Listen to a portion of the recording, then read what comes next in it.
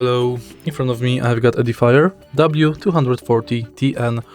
In this video I'll show you how to enter and manage Equalizer.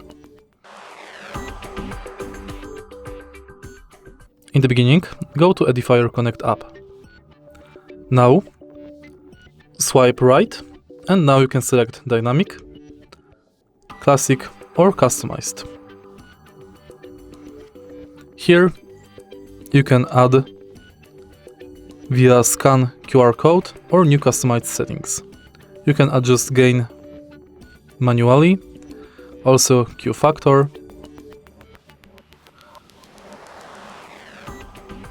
and frequency.